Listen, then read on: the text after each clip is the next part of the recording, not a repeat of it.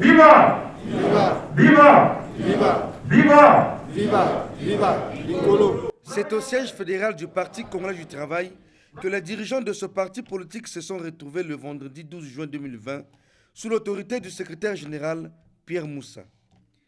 Ils se sont retrouvés pour le lancement officiel de la campagne de restructuration des organes de base. Un programme, faut-il le rappeler, devait être lancé dès le mois de janvier. Mais la situation économique que traverse le pays, couplée à la crise sanitaire due au coronavirus, a tout bouleversé. Camarade secrétaire général, aussi, pouvons-nous saisir aujourd'hui la justesse de la directive du président du comité central de notre parti, le camarade Denis Sassou Nguesso, qui, à l'occasion de l'ouverture du 5e congrès ordinaire, s'était adressé aux congressistes tel qu'il suit, je le cite. Au nombre des défis que le parti est appelé à relever figurent également, et en priorité, les échéances électorales à venir pour lesquelles le Congrès doit dessiner une perspective claire et nette de succès. De sorte que dès le mois de janvier 2020, toutes les troupes du parti se mettent en ordre de bataille. Je dis bien en ordre de bataille parce que le Parti congolais du travail tel qu'il était doit redevenir le parti de l'ordre, de la discipline, de la cohésion et de l'unité. Fin de citation. De là à aujourd'hui, le temps s'est vite écoulé. Nous laissons sur votre haute autorité de repied à la direction politique nationale de notre parti, qui a dû s'adonner à un calendrier de travail assez contraignant, sans doute influencé par le coronavirus, et dont l'aboutissement marque l'étape actuelle de notre organisation, relative à la mise en place des structures de base et intermédiaires qui constituent nos troupes de combat. La présidentielle de 2021 pointe déjà à l'horizon et le Parti congolais du travail entend mettre ses troupes en ordre de bataille afin de s'assurer d'une victoire certaine. Voilà l'un des objectifs de cette campagne de restructuration de ces instances, entendues par là les cellules, les sections, les comités et les fédérations.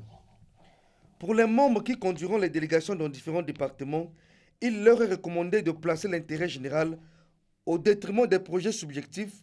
Bref, il s'agira pour eux de responsabiliser les cadres méritants. Cette campagne de restructuration constitue à cet égard un moment de grande responsabilité.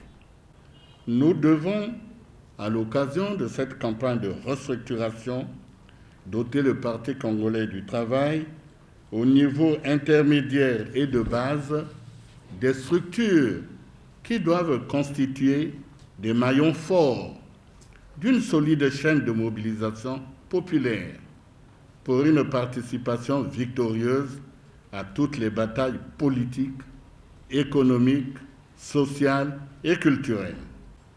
J'enjoins donc les délégations qui vont être déployées, les militants qui vont siéger dans les assemblées générales électives à faire preuve d'un maximum d'objectivité afin que soient hissés dans les organes dirigeants des structures de notre parti les plus méritants d'entre nos camarades. Cette campagne, qui est couplée au recensement des membres du PCT, débutera à Brazzaville, à Pointe-Noire et au Poulo, et donnera l'occasion à ce parti d'actualiser son fichier, a précisé Pierre Moussa, avant d'inviter l'assistance à observer une minute de silence en mémoire des membres qui ont récemment quitté la terre des hommes. Pour y parvenir, la discipline est plus que jamais exigée, a-t-il ajouté.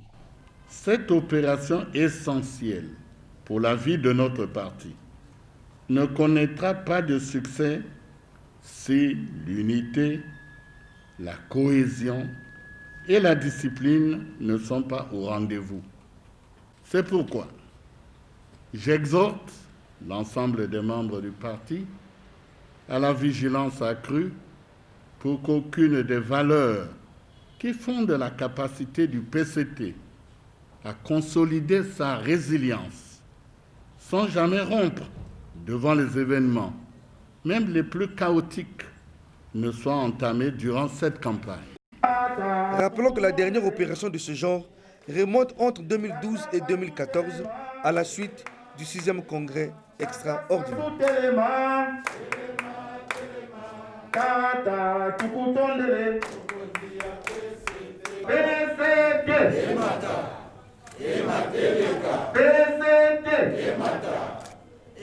PCT